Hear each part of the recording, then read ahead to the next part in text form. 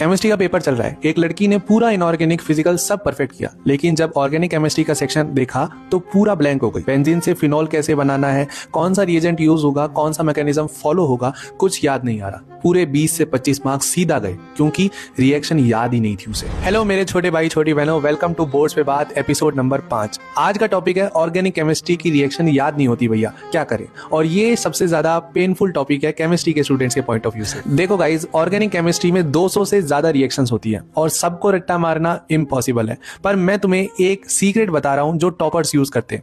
ये सब नहीं रटते, वो एक सिस्टम को फॉलो करते हैं और अगर तुम भी ये फॉलो करोगे तो तुम्हारे 20 से 25 मार्क्स कहीं नहीं जाने वाले। तो अब सुनो मेरी बात बहुत केयरफुली। ये फ्लो चार्ट मेथड तुम्हारे को ऑर्गेनिक केमिस्ट्री का गेम चेंजर बना देगा। पहला स्टेप ये करो, हर चैप्टर के लिए एक मास्टर फ्लो चार्ट बनाओ। सेंटर में एक कंपाउंड यानी बेंजीन को लिखो और उससे सारी कन्वर्जन को एक साथ एरो से कनेक्ट करते जाओ। जो भी रिएक्शन और कन्वर्जेंस हैं वो एक बेंजीन के साथ पूरा फ्लो चार्ट बनाओ, उसको आपकी दीवार पे चिपका दो। एक बार विजुअल मैप बन गया ना तो याद करना बहुत इजी हो जाता है क्योंकि तुम्हारा ब्रेन पिक्चर्स में सोचता है, वर्ड्स में नहीं। दूसरा ट्रिक है रिएजेंट्स को ग्रुप में याद करो। जैसे ऑक्सीडाइजिंग एजेंट्स को एक साथ याद करो, फिर उसके बाद में रिड्यूसिंग एजेंट्स को एक साथ याद करो। इससे आपको मसल मेमोरी बनाने में हेल्प मिलेगी। तीसरी और सबसे पावरफुल ट्रिक है नेम रिएक्शन को स्टोरी की तरह याद करो। जैसे फ्रीडल क्राफ्ट रिएक्शन में फ्रीडल और क्राफ्ट दो साइंटिस्ट थे जो बेंजीन पे एक्सपेरिमेंट कर रहे थे। ऐसी छोटी छोटी स्टोरीज याद रखोगे ना तो रिएक्शन अपने आप याद हो जाएंगी। अब आप सभी ने शॉर्टकट्स तो बहुत ले लिए, लेकिन हार्डवर्क से बड़ा कुछ नहीं।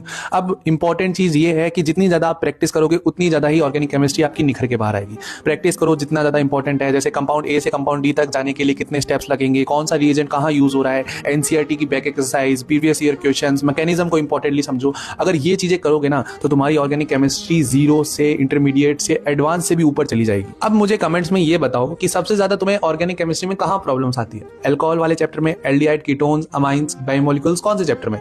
अगर आप मुझे बताओगे तो मैं उस पे स्पेसिफिक इंपॉर्टेंट वीडियो जरूर लेके आऊंगा। लेकिन अगले वीडियो में हम बात करने वाले हैं कि अगर किसी चैप्टर में कॉन्फिडेंस नहीं आ रहा होता तो हमें क्या करना चाहिए। उसके लिए आपको मुझे फॉलो और सब्सक्राइब जरूर कर लेना है, अपने दोस्तों तक इस वीडियो को शेयर कर देना है और मेरे किसी भी वीडियो को मिस नहीं करना है। बाय बाय, मिलते हैं अगले वीडियो के अंदर।